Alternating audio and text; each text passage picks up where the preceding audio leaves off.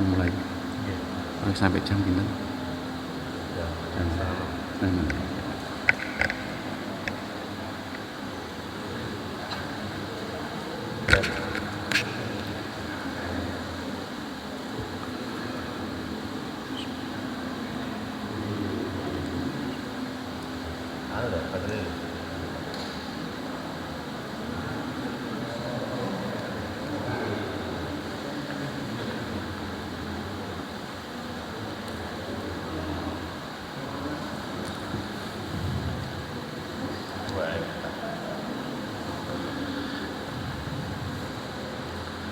Assalamualaikum warahmatullahi wabarakatuh. Bismillahirrahmanirrahim. Alhamdulillahi rabbil alamin. Wa bihi nasta'inu ala umuri dunya waddin. Wassalatu wassalamu ala asyrafil anbiya wal mursalin Sayyidina wa maulana Muhammadin wa ala alihi wa sahbihi ajma'in, amma ba'da. Yang saya hormati para alim, para kiai, para ustadzah, bapak ibu, semua jamaah Masjid At-Taqwa yang dimuliakan oleh Allah Subhanahu wa Ta'ala, khususnya beliau Al-Ustadz Bapak Haji Adi Sucipto.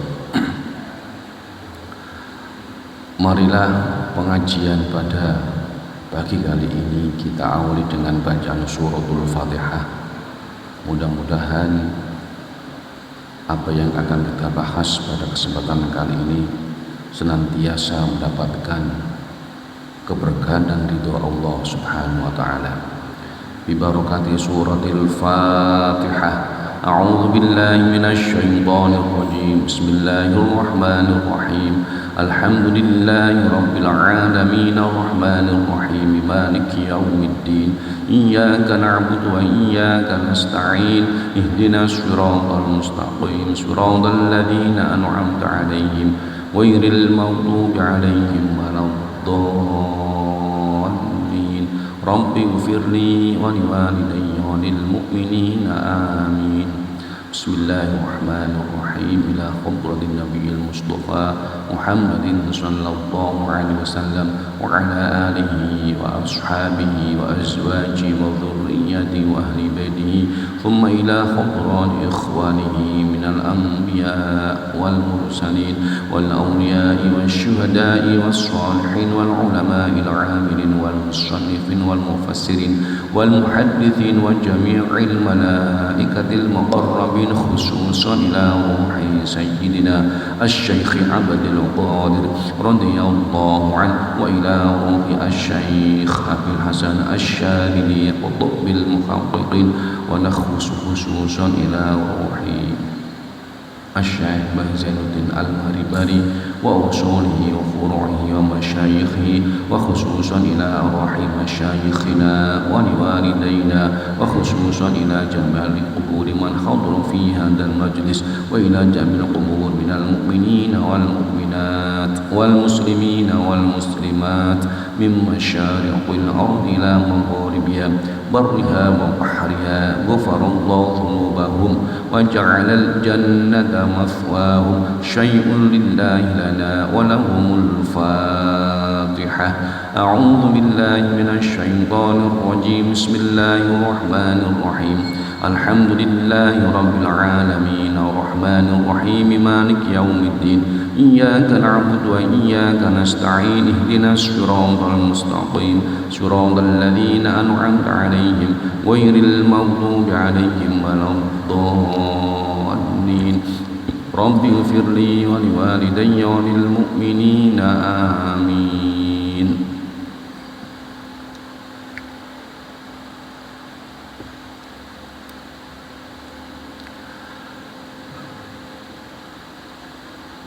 Bismillahirrahmanirrahim.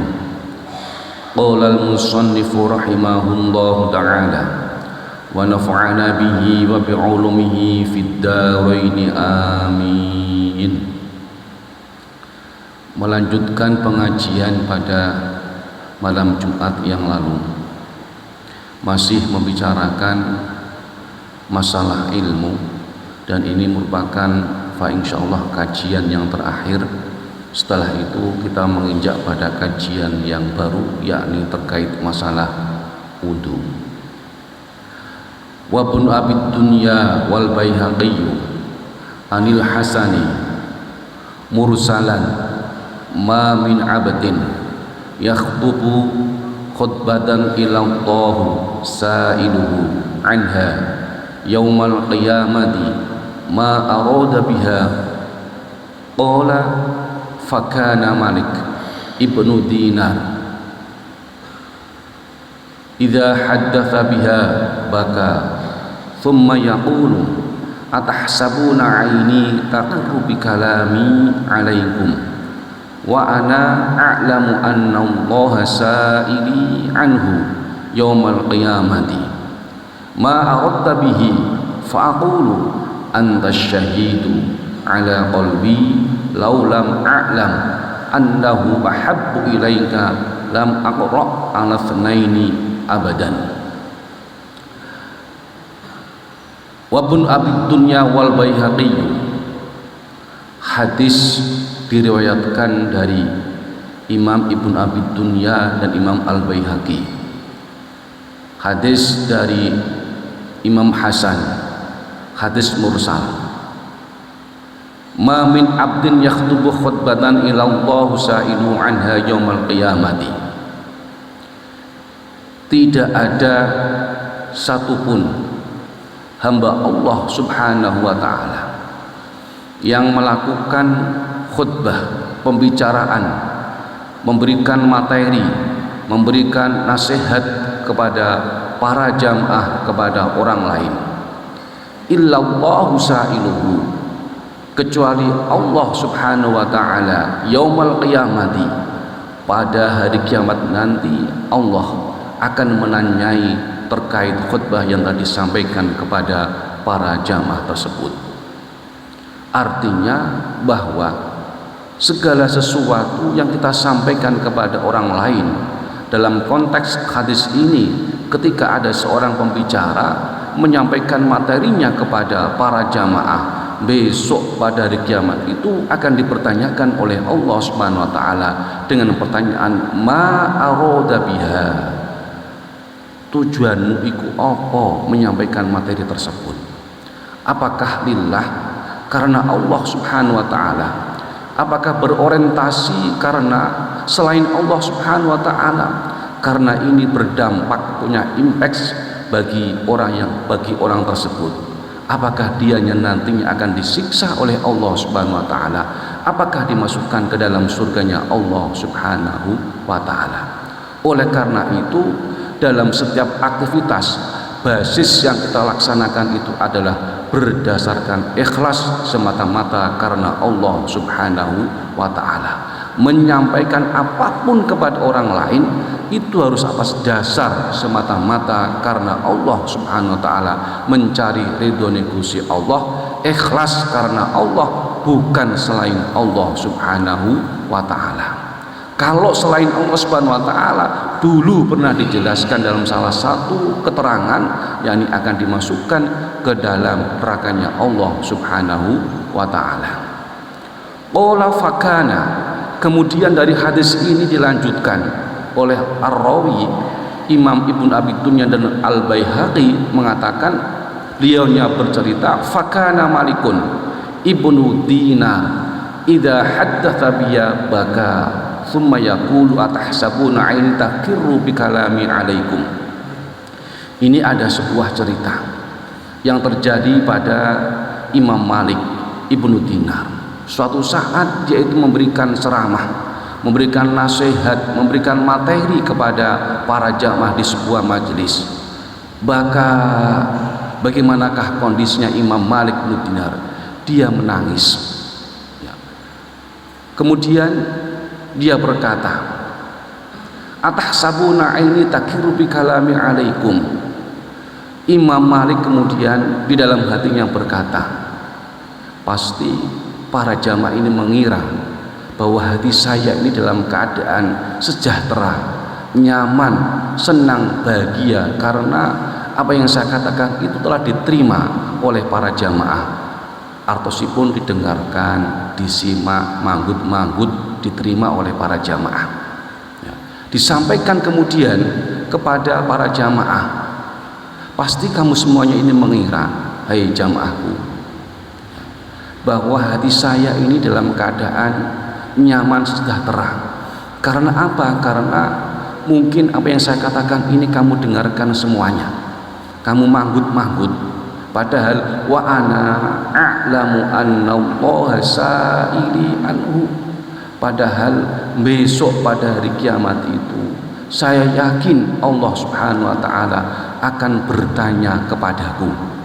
Artinya apa? Artinya besok apa yang disampaikan oleh Imam Malik bin Dinar itu akan dimintai pertanggungjawaban oleh Allah Subhanahu wa taala, akan ditakoni oleh Allah Subhanahu wa taala dengan pertanyaan ma aradta bihi, apa yang kau kendaki dari apa yang telah engkau sampaikan, hai Imam Malik bin Dinar. Tujuanmu nopo? Dulu ketika engkau berceramah, menyampaikan nasihat, menyampaikan materi-materi, kajian-kajian keagamaan pun yang lainnya kepada para jamaah, apakah semata-mata karena saya? Apakah karena orang lain? Tetapi dalam hal ini Imam Malik bin Dinar itu sudah menyiapkan jawaban ketika nanti ditanya oleh Allah Subhanahu wa taala besok pada hari kiamat, dengan sebuah perkataan fa'aqulu antas syahidu ala qalbi. Saya sudah mempersiapkan sebuah jawaban. Besok kalau saya ditanya oleh Allah Subhanahu wa taala, saya akan menjawab, akan mengatakan kepada Allah, antas syahidu ya Allah ala qalbi. Engkau yang menyaksikan sebagai saksi atas segala sesuatu yang ada di dalam hatiku. Ya Allah, tentunya engkau lebih tahu apa yang ada dalam hati saya, karena engkau menyaksikan, karena engkau maha melihat apa yang telah dilakukan, apa yang terjadi dalam setiap individu yang ada. Fa'aqulu anta syahidu ala qalbi.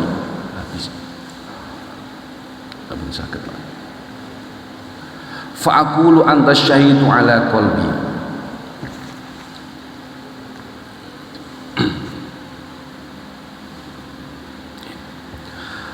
Laulam a'lam annahu habbu ilaika lam aqra ala thnaini abadan. Kemudian dia melanjutkan, ketika ditanya oleh Allah, jawaban yang pertama adalah antas syahidu ala qalbi. Engkau maha menyaksikan segala sesuatu yang terjadi, yang berada di dalam hati saya. Laulam a'lam annahu ahabbu ilaika lam aqra al-thnaini abadan. Seandainya ya Allah, engkau, seandainya ya Allah, saya tidak mengetahui apa yang saya katakan ini lebih kamu cintai, lam aqra al-thnaini abadan, maka saya tidak akan mengatakan kepada dua orang selama-lamanya. Jadi kalau seandainya dengan penuh keyakinan apa yang telah disampaikan oleh Imam Malik bin Dinar ini tidak dicintai oleh Allah Subhanahu wa taala, maka dia itu tidak akan pernah mengatakan kepada orang lain, tidak akan pernah menyampaikan kepada orang lain, sekalipun disampaikan kepada dua orang saja, selama-lamanya tidak akan pernah menyampaikan segala sesuatu yang tidak dicintai oleh Allah Subhanahu wa taala. Artosipun dalam hal ini apa yang tadi disampaikan oleh Imam Malik bin Dinar itu sebetulnya dicintai oleh Allah Subhanahu wa taala. Artosipun sesuai dengan ketentuan syariat, tidak menyimpang dari ajaran-ajaran Allah Subhanahu wa ta'ala, sesuai dengan nilai-nilai yang terdapat di dalam ajaran agama Islam. Wa qala syekhuna syekh masyayikhil Islam wal muslimin qutbuz zamani syamsu dairatil irfan lisanul malakuti al-qudsi fi alam tamkin Zainul Abidin Abu Bakar Muhammad bin Abil Hasan Al-Bakri As-Siddiqi radhiyallahu anhu. Kemudian dalam kitab ini dijelaskan Syekh Muhammad bin Abil Hasan Al-Bakri ini merupakan guru nih, maha guru ya, seluruh umat Islam, qutbuz zamani. Dengan menggunakan bahasa yang paling sederhana, beliaunya ini merupakan wali kutub, walinya Allah Subhanahu wa ta'ala. Lisanul malakuti ini diberi keistimewaan oleh Allah Subhanahu wa ta'ala, satu syamsu dairatul irfan lisanul malakuti, dadi juru bicarane alam malakut. Alam malakut itu alamnya ada, tetapi tidak bisa kita sentuh. Yakni apa? Alam langit itu. Langit itu ada, tetapi tidak bisa kita sentuh. Di dalamnya ya, ada penduduknya, ada penghuninya, para malaikat-malaikat Allah Subhanahu wa ta'ala. Ya, ini namanya alam malakut, bisa disaksikan ya, namun tidak bisa disentuh. Yang bisa menyaksikan itu hanya manusia yang dipilih oleh Allah Subhanahu wa ta'ala dalam konteks kekinian, yakni para wali-wali Allah Subhanahu wa ta'ala.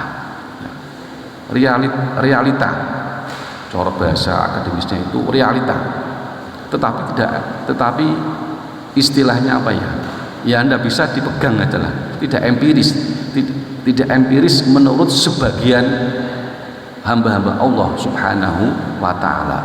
Hanya yang bisa menangkap itu adalah hanya orang-orang tertentu yang dipilih oleh Allah Subhanahu wa ta'ala, yang diangkat derajatnya dalam konteks kekinian adalah para wali-wali Allah Subhanahu wa ta'ala. Di alam itu ada sebagian pakar yang mengatakan jumlah ini wonten sekawan gitu. Di antara 4 itu ada yang namanya alam malakut, kemudian ada yang namanya alam zahir. Alam zahir ini alam yang bisa kita tangkap dan yang bisa kita saksikan ya, seperti ini loh ya, ini bisa kita tangkap, bisa kita saksikan. Kemudian ada alam di mana di situ jabarannya itu bisa diketahui melalui apa? Hanya melalui firman-firman Allah Subhanahu wa ta'ala. Tidak bisa kita tangkap. Kita tahu itu dari mana? Dari penjelasan Quran dan hadis Nabi Agung Muhammad sallallahu alaihi wasallam. Contohnya nopo? Contohnya inggih punika surga dan neraka. Kita tahu jabaran penjelasan detail tentang surga neraka itu dari penjelasan Al-Quran dan hadis Nabi Agung Muhammad sallallahu alaihi wasallam. Kemudian ada alam yang sama sekali ini tidak bisa ditangkap oleh siapapun. Apa itu? Loh mahfud. Ini loh mahfud, sirrul sirri, rahasianya rahasia. Lah Imam Abu Bakar Muhammad Zainul Abidin Abu Bakar bin Muhammad bin Abil Hasan Al-Bakri As-Siddiqi ini diangkat derajatnya oleh Allah Subhanahu wa ta'ala sebagai qutbuz zaman syamsu dairatul irfan lisanul malakut al-qudsi fi alamit tamkin ya. Beliaunya memberikan wasiat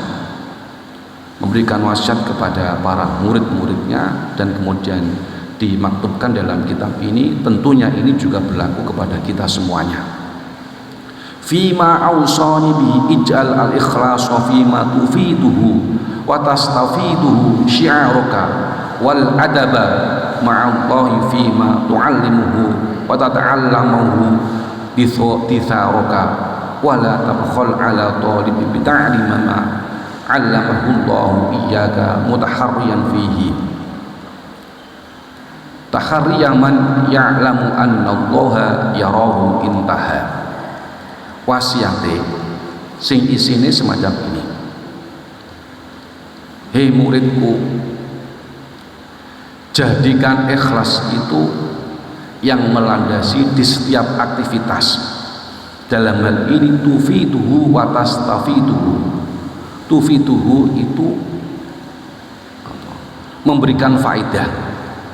Memberikan faedah artinya itu adalah ketika kita mengajar, maka sayuksanya hati kita ini harus ikhlas semata-mata karena Allah Subhanahu wa ta'ala. Kuduni ikhlas hati kita, jangan sampai tidak ikhlas ya.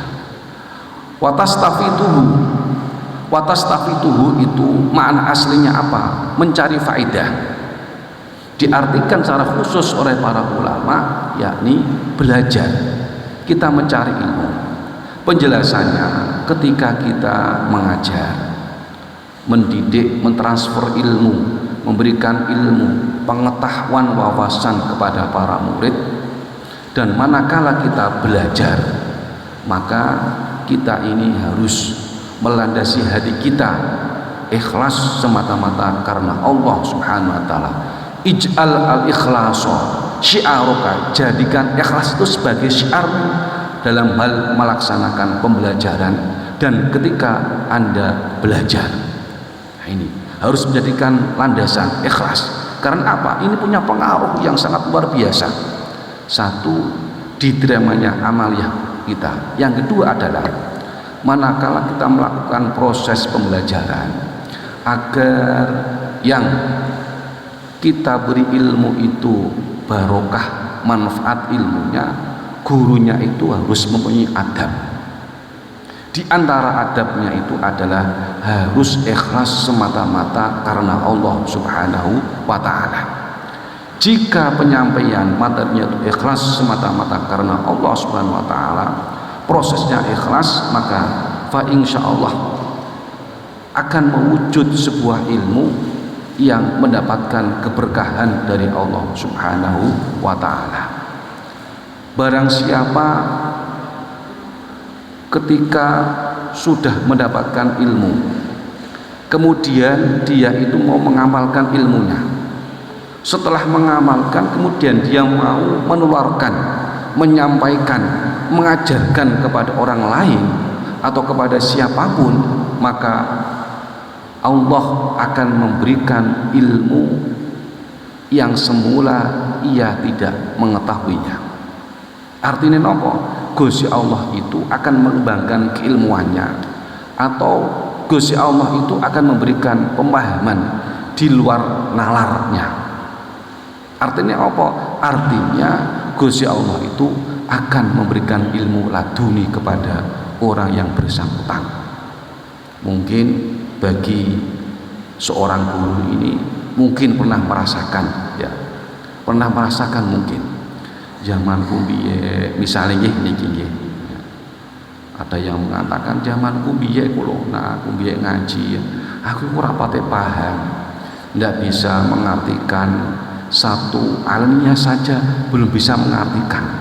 Tetapi ketika saya mengajar, saya mutolaah, saya niatin dengan baik, saya tata hati saya menggunakan adab-adab ketika saya mutolaah, ketika saya mengkaji, ketika saya belajar, saya dalam keadaan suci, saya mengirim Fatihah kepada para penyusun buku, penyusun kitab.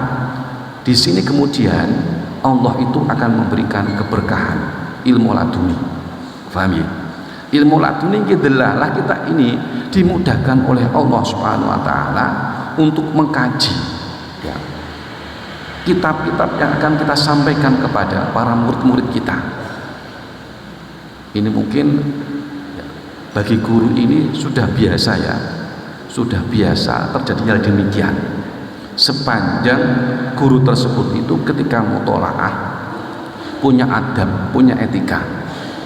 Ya, biasanya kalau mutolaah kitab Bapak Ibu, ya, ketika diarahkan oleh para guru-guru di pesantren itu mengatakan, kalau kamu belajar itu usahakan dalam keadaan suci, ya, harus punya wudhu.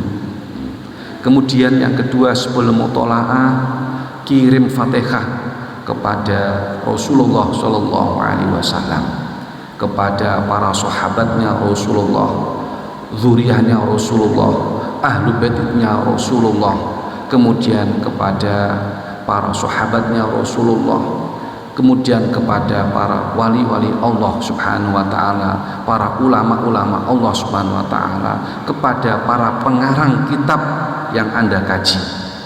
Kemudian jangan lupa mengirim kepada kedua orang tua kita Fatihah tersebut. Dan yang terakhir, kirim kepada seluruh umat Islam, baik yang beriman laki-laki maupun yang perempuan, dikirim semuanya.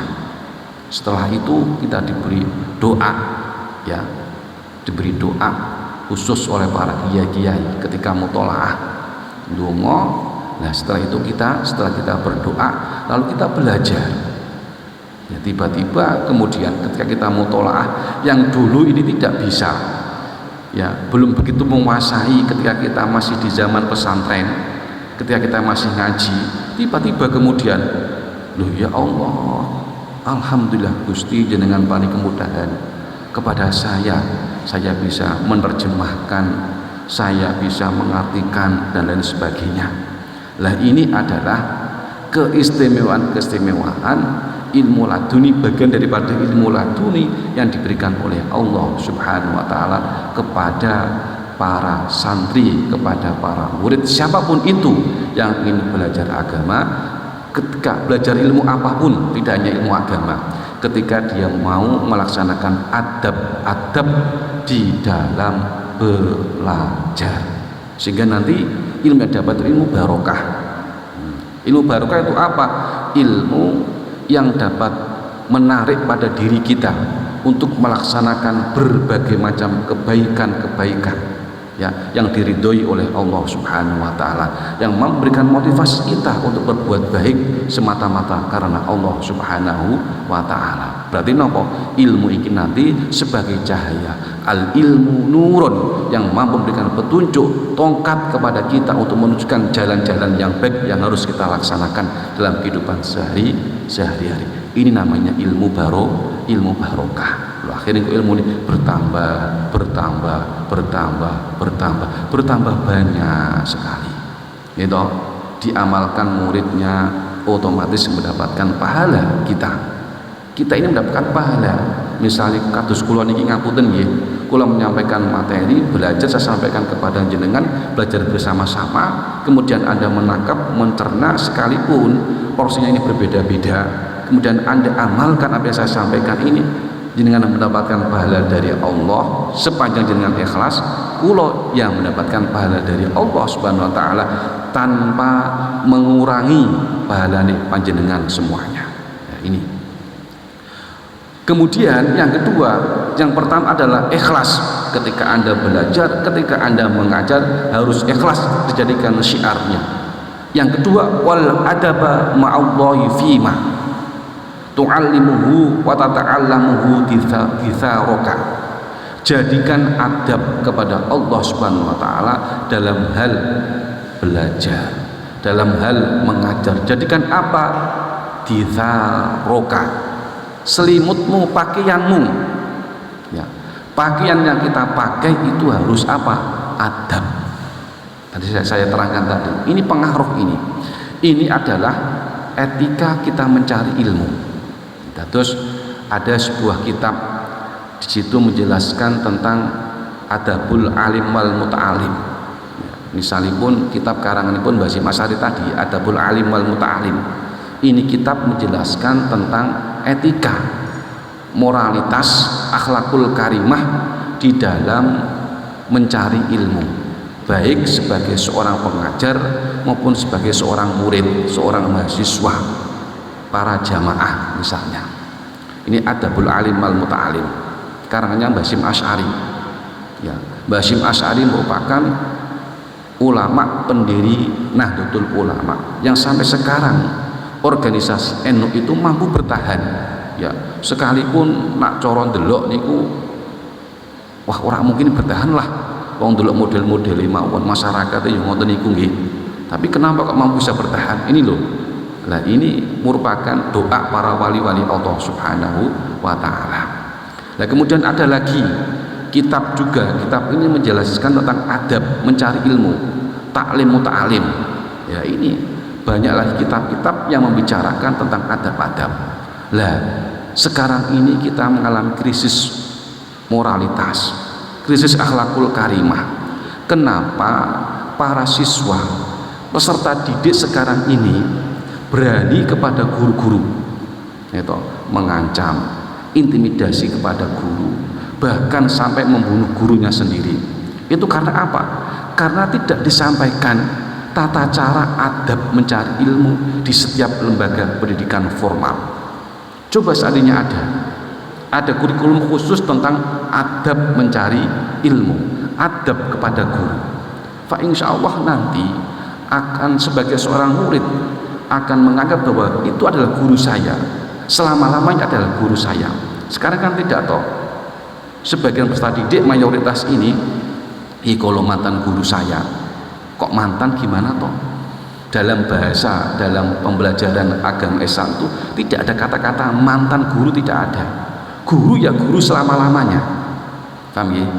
Sampai di akhirat nanti, entah itu guru ilmu agama maupun guru ilmu umum.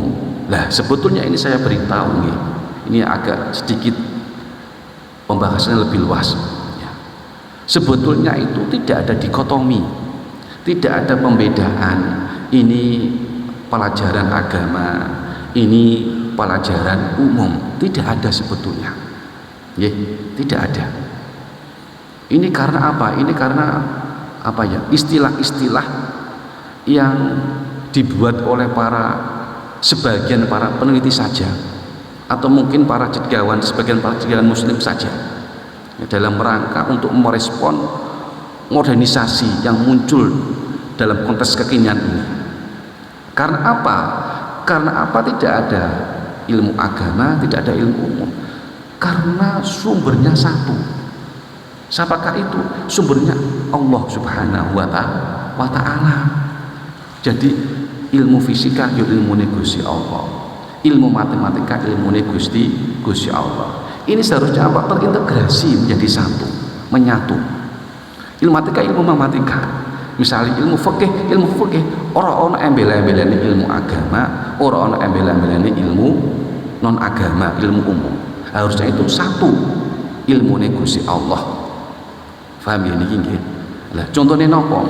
Contohnya zaman biyen niku para ulama menyatukan. Tradisi awal-awal Islam itu para ulama menyatukan. Ya. Sebut saja ini misalnya ada Ibnu Sina. Ibnu Sina ini satu sisi seorang ulama besar dia itu. Kemudian ahli kedokteran. Seorang filsuf dia. Kalau dipraktekke sekarang ini, pagi dia itu praktek dokter, membantu masyarakat dalam memberikan resep-resep berbagai macam penyakit. Pulang ke rumah dia menyusun buku, berpikir ya. Kalau malamnya dia takarub kepada Allah Subhanahu wa ta'ala, beribadah kepada Allah Subhanahu wa ta'ala, terintegrasi menjadi satu ya. Seperti lagi ada Ibnu Rus ya. Terintegrasi menjadi satu. Dadi zaman biyen iku ora ana iki jenenge ilmu agama, iki jenenge ilmu umum, kabeh iku ilmune Gusti Allah ya, menjadi satu. Selanjutnya wala tabkhal ala talibi bi ta'limima. Jangan sekali-kali bagi orang yang punya ilmu ketika dimintai memberikan pembelajaran, memberikan ilmu, harus ilmunya diberikan.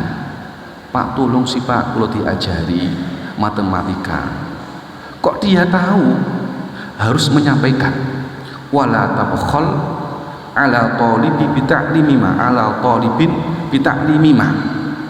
Jangan enggan memberikan ilmu, menyampaikan ilmu kepada orang yang ingin belajar. Harus kita beri ilmu. harusnya transfer. Ya. Allamahullahu iyyaka mutaharrin fi tahriya man ya'lamu anna Allah yarahu. Nah, ini metode penjelasannya di awal tadi. Ketika kita belajar, ketika kita mengajar, ini harus berhati-hati. Karena apa? Kita belajar, kita mengajar, kita itu diperhatikan, dilihat oleh Allah Subhanahu wa ta'ala. Maka sebetulnya yang kita sampaikan itu betul-betul ilmunya Allah, tidak ada pembohongan di dalamnya. Intaha, sampun rampung. Pun Pak. Nggih. Sampun kemana? Nggih. Kesimpulan apa? Para rawuh ingkang minulya, sebelum saya akhiri pengajian pada kesempatan kali ini, saya menyimpulkan dari apa yang saya sampaikan kepada jenengan semuanya.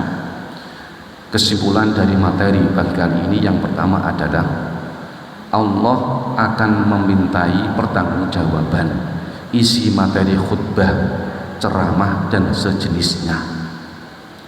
Ketika mengajar dan belajar, yakinlah bahwa Allah selalu melihat. Yang ketiga, sampaikan ilmu kepada orang lain. Yang keempat, jadikan ikhlas dalam melaksanakan aktivitas menuntut dan mengembangkan ilmu serta mengajar. Yang kelima, ibadah harus menggunakan ilmu. Karena apa? Ini yang terakhir ini belum saya terangkan, saya sedikit menyinggung. Ibadah niku kedah menggunakan ilmu. Jika kita melaksanakan ibadah tidak menggunakan ilmu, maka ibadah kita itu tentunya salah. Jika salah, maka tidak sah. Jika tidak sah, berarti ditolak oleh Allah Subhanahu wa ta'ala. Contohnya, ketika kita mau sholat, kita ini harus mengetahui rukun wajib, syarat wajib, sunah-sunai sholat, dan perkara yang membatalkan sholat. Ini harus kita ketahui, sehingga ketika kita melaksanakan sholat, maka sholat kita itu sah. Paham ya? Sah menurut pandangan syariat. Seandainya, taruhlah kalau kita tidak mengetahui syarat sahnya sholat, wajib sholat, atau rukunnya sholat, haramnya perkara sing batalake sholat, pasti kita salah gerakan kita. Kalau gerakan kita itu salah dalam pandangan syariat, berarti sholatnya boten sah. Nak sholatnya boten sah, yo kapak-kapak no ibadahi punika dadine rusak. Nak rusak boten dipun tampa dening Allah Subhanahu wa ta'ala. Maka ilmu itu penting. Dulu ada sebuah cerita, ada sebuah komunitas, sebuah daerah, ya. Ini satu kampung, kampungnya ada ibadah semuanya, posone jos, sholate jos. Bahkan di setiap rumah itu terdapat musola-musola kecil untuk melaksanakan ibadah. Wa kholafu, tetapi nopo? Tetapi aktivitas ibadahnya itu menyimpang dari sunnah Rasulullah Shallallahu Alaihi Wasallam. Paham ya? Karena dia tidak mau mengaji, sergap ibadah, ya, tapi dia tidak mau mengaji, tidak mau kumpul mujalasah dengan ahli ilmu. Paham ya? Orang gelem takon-takon, orang gelem ngaji, sergap ibadahnya. Karena orang gelem ngaji, orang gelem takon-takon, orang gelem kumpul-kumpul karo ahli ilmu agama dalam konteks ini, maka ibadahnya itu rusak jadinya. Semrawut tidak sah. Paham ya? Sampai dia itu digambarkan dalam kitab ini, saking sergepe sholat sampai kurus, ya. Saking sergepe poso, badannya pun kok sampai kurus, longlet coro bahasa Jawane punika, tinggal kulit lan balung, sergep sholat. Tetapi punika endingnya nopo? Halaku, rusak dia. Ya, rusak maksudnya nopo? Rusak niku maksudnya ngibadahi boten sah keranten, boten sesuai dengan ketentuan syariat agama Islam. Makanya ilmu niku penting agar ibadah kita, aktivitas kita diterima oleh Allah Subhanahu wa taala. Maka dalam setiap ibadah harus menggunakan ilmu tata cara. Faham gini nggih? Maka dalam agama Islam seperti yang sudah saya sampaikan kepada jenengan semuanya, ya, disampaikan dalam kitab ini, dalam agama Islam itu tidak ada batasannya di dalam mencari ilmu sampai kemudian kita dipanggil oleh Allah Subhanahu wa taala. Demikian, sebelum saya tutup, kalau mungkin ada pertanyaan dari Bapak Ibu semuanya, silakan Bapak. Waalaikumsalam warahmatullahi wabarakatuh.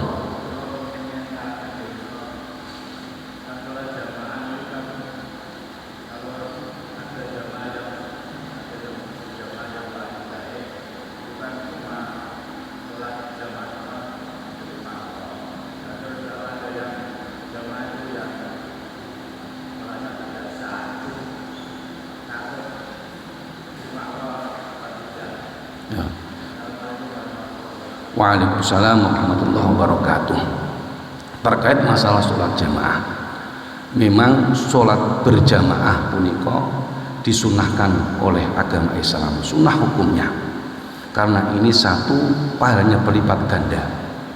Yang kedua, keindahan dari sholat jamaah itu apabila salah satu ini ada yang sempurna sholatnya, kemudian ada yang lain, ada yang kurang sholatnya, ya, maka di sini ini melebar. Artinya apa? Sholate punika dadine sempurna karena ada salah satu yang sempurna. Ini adalah manfaat kita beribadah kepada Allah Subhanahu wa taala. Dalam hal ini adalah sholat dengan cara berjamaah. Sing paling akeh ganjarane 17 derajat secara sempurna itu berjamaah di depan, paham ya? Di depan, kemudian dia itu menyaksikan takbiratul ikhrami imam, paham ya? Ini sempurna, pahalanya sempurna. Nah, kemudian misalnya ada yang hanya menyaksikan mengikuti 3 rakaat, ya tetap mendapatkan 27 derajat. Tetapi 27 derajat ini tidak sama bebannya, beratnya dengan 27 derajat yang saya katakan tadi di awal, yang sempurna. Paham ya? Ya. Saya ulangi lagi, saya jamaah misalnya, saya di soft yang paling depan menyaksikan takbiratul ikhrami imam, ya, saya laksanakan semuanya, Allahu Akbar. Pahala saya ini sempurna 77 derajat, 27 derajat sempurna. Nah, terus dikit-dikit ada orang lain hanya menyaksikan 3 rakaat saja, misalnya kalau sholat duhur. Lah, iki yo tetap 17 derajat, tapi 17 derajat punika mboten sesempurna 17 derajat ingkang saya mendapatkan pahala dari Allah Subhanahu wa taala. Paham nggih? Nah, niku maksud kula. Nggih Pak, ngoten nggih jawaban kula ngoten. Nggih Bapak, pun paham jenengan? Nggih. Jadi misalnya keuntungan daripada jamaah, misalnya kok kita ini ada yang kurang sholat kita, ditempel oleh jamaah yang sholatnya sempurna. Paham? Itu keindahan, keuntungan kita melaksanakan sholat maktubah secara berjamaah. Masih banyak lagi. Misalnya nak kepingin, ya, masalahnya diberi solusi oleh Allah, rezekinya dicukupkan oleh Allah Subhanahu wa taala, tidak kekurangan rezeki ini, diantaranya dawamkan, istiqomahkan sholat berjamaah. Nah ini kita kepingin misalnya Allah memberikan rezeki yang melimpah ruah kepada kita, berkah rezekinya, dawamkan, istiqomahkan sholat berjamaah. Terima kasih. Makaten. Sampun paham ya Pak nggih? Sampun paham napa dereng? Bapak? Pripun? Sampun, Pak? Ora krungu. Ora banter, Pak. Mboten mireng, Pak. Lebet.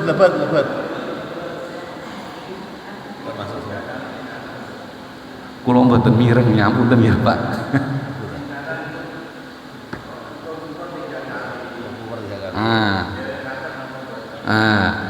Nggih. Kukur-kukur 3 kali. Ya, di dalam prakteknya madhabnya Imam Syafi'i, perkara sing batalake salat diantaranya niku adalah banyaknya gerakan. Contohnya niku kukur-kukur. Ketika jenengan kukur-kukur punika ampun berlebih-lebihan. Caranya pripun? Astos tunggal. Nggih. Ngeten. Ojo.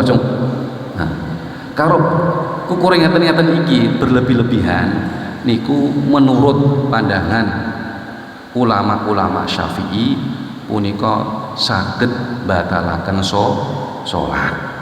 Ya, ngoten. Makanya nak kukur punika yang hati-hati gunakan jari 1. 1, 2, 3. Ngoten nggih. Ojo ngene batalake salat. Pokoknya gerakan yang banyak punika saged batalaken salat menurut pendapatnya ulama-ulama Imam Asy-Syafi'i atau ulama-ulama Syafi'iyah yang mengikuti madhabnya Imam Syafi'i. Ya, makanya niki kedah napa kedah ngaos nggih. Ngaos ngertos perkara sing batalake salat. Di antarane napa? Bicara. Nggih.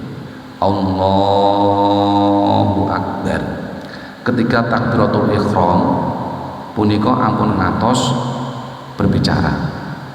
Kenapa kok dikatakan sebagai takbiratul ihram? Ini sebuah takbir. Kalau sudah takbiratul ihram berarti kita itu dilarang nglakoni perkara sing batalake salat.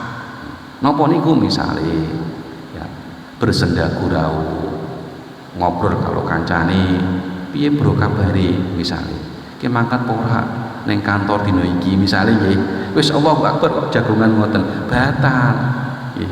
Ngomong-ngomong niku batal, berbicara punika batal. Paham nggih?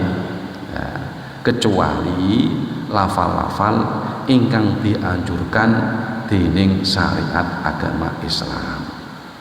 Misalnya nopo membaca tasbih ketika ruku, subhana rabbiyal azimi wa bihamdi, tidak apa-apa. Ketika sujud membaca tasbih subhana rabbiyal a'la wa bihamdi, tidak apa-apa. Bangun dari ruku, sami Allahu liman hamidah, Rabbana lakal hamdu mil'us samawati wa mil'ul ardi wa mil'u ma syi'ta min syai'in ba'd. Kemudian sujud tasbih.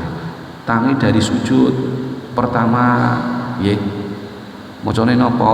Rabbi firli warhamni wajburni warfa'ni warzuqni wahdini wa'afini wa'fu anni. Nah niki kenapa kok sampai kon donga niki?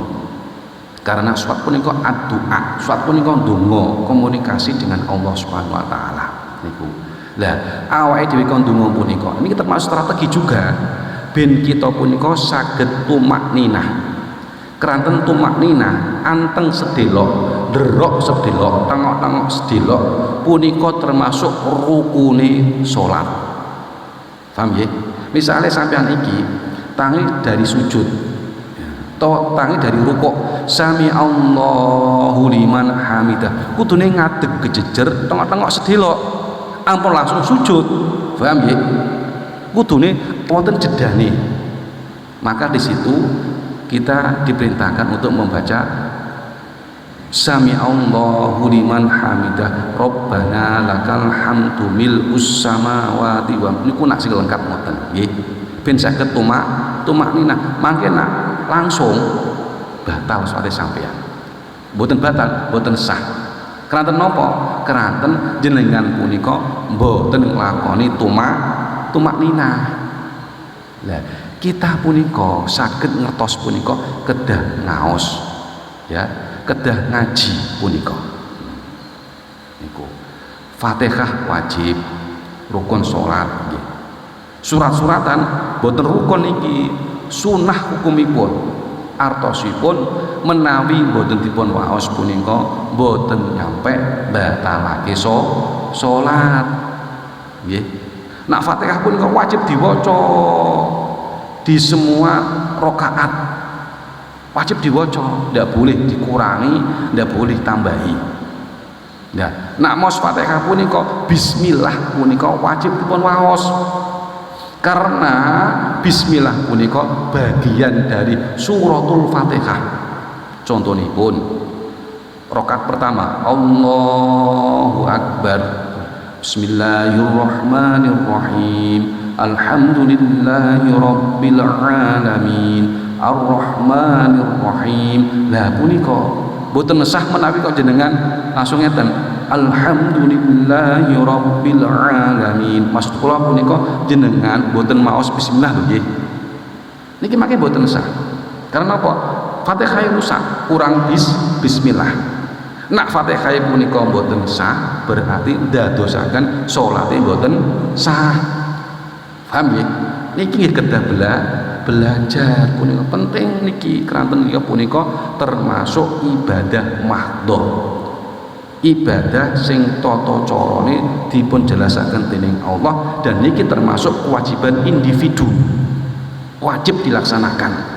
Nak mboten mangke kita kedosa. Ya ora bakal masuk swarga dari sisi pandangan syariat.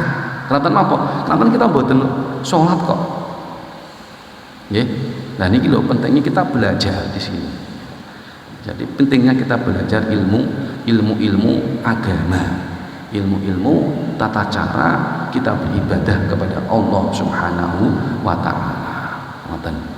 Pun paham nggih niki? Pun malih mboten napa? Monggo.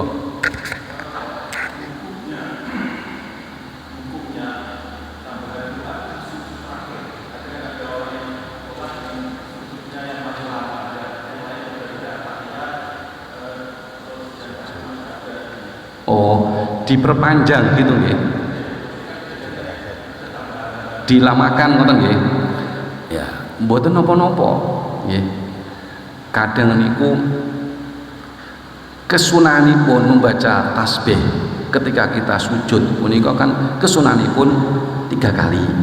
Subhana rabbiyal a'la wa bihamdi, subhana rabbiyal a'la wa bihamdi, subhana rabbiyal a'la. Niku kesunan ketiga.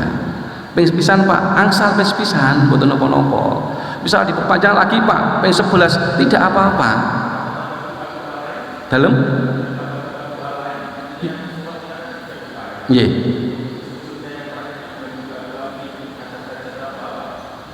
Nggih, mboten napa-napa. Nggih, mboten napa-napa nggih. Mboten napa-napa. Ya, ini ya, artinya begini ya, yang kita jalankan itu adalah lafal-lafal yang telah diperintahkan oleh agama. Ya, sepanjang itu diperintahkan oleh agama, monggo. Ya.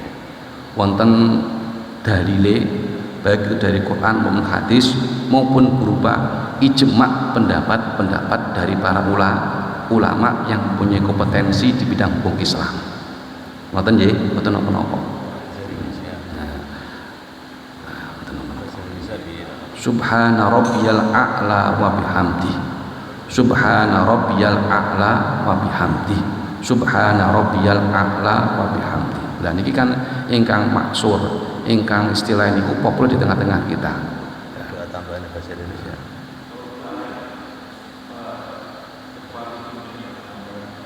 Nah, niku begini ngeten mawon. Sepanjang niku diperintahkan oleh agama, wonten dalil yang mengiyakan, niku monggo-monggo mawon, nggih, monggo mawon. Tapi ngeten nggih.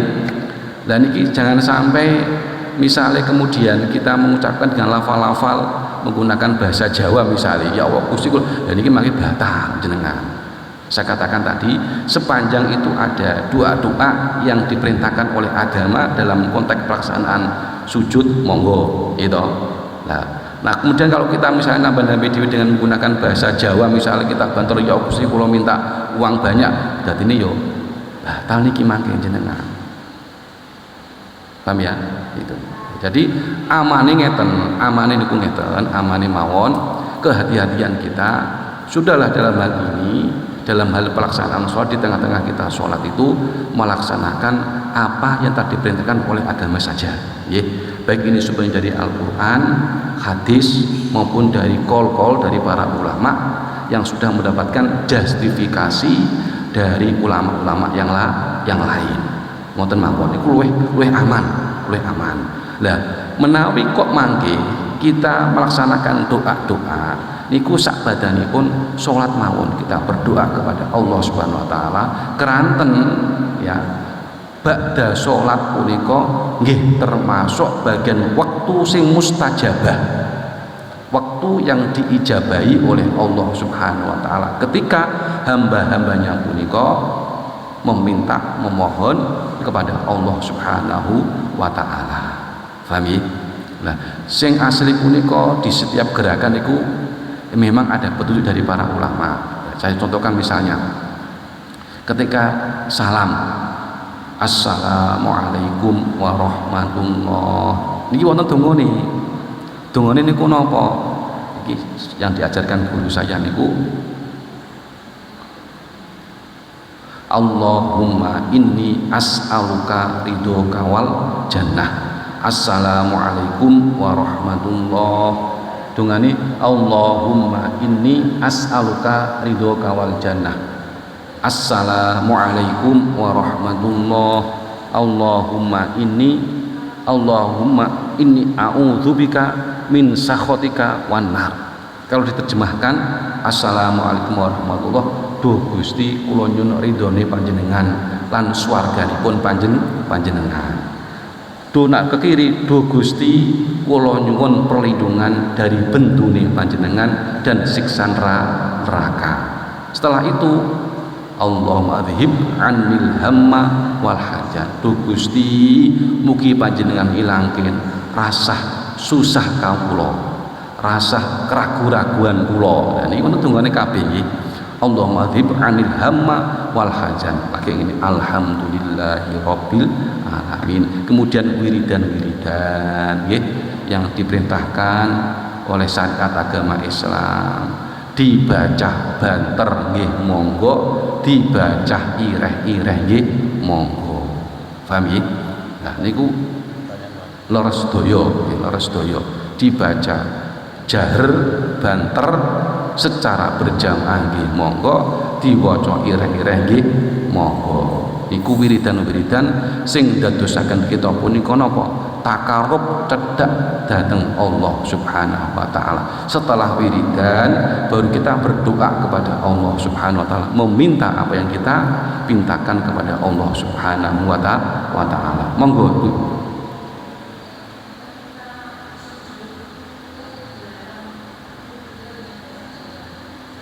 Tak kurung Pak.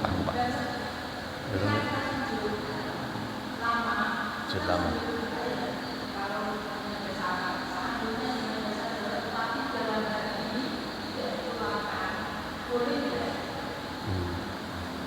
Bahasa Jawa ada dalam. Ngeten nggih. Dadi salat punika ibadah mahdhah.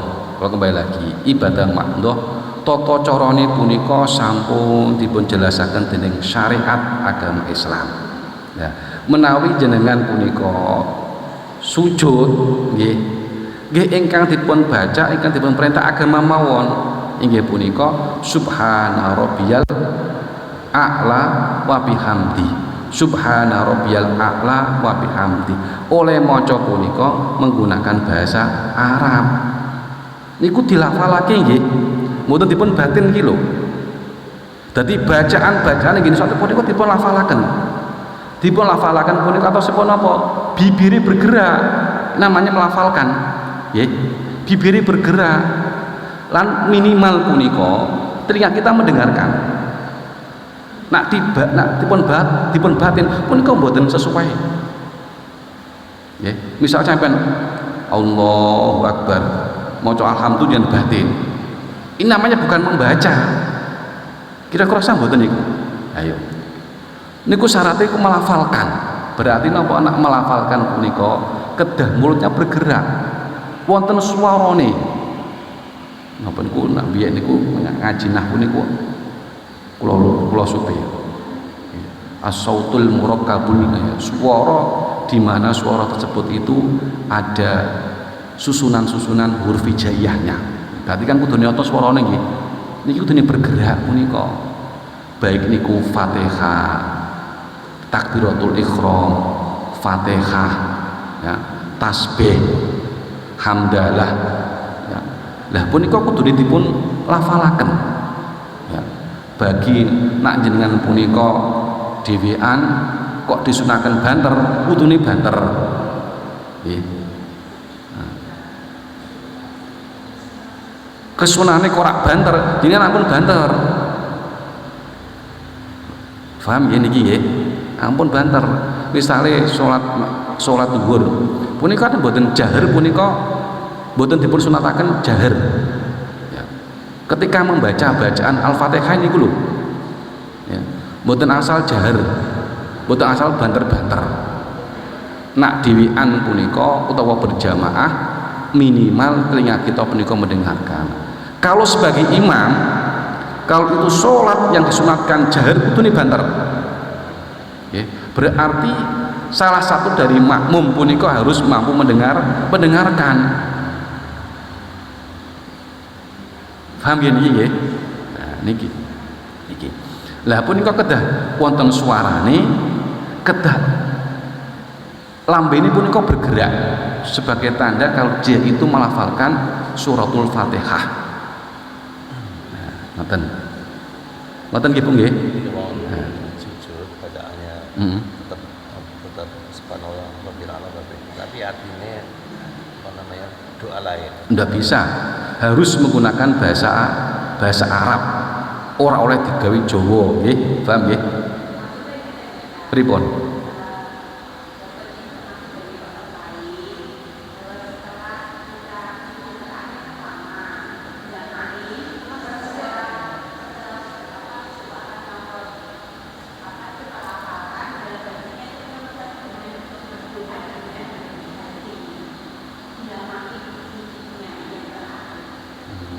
Lafal tetap, tetapi hatinya juga barengi punya doa lain.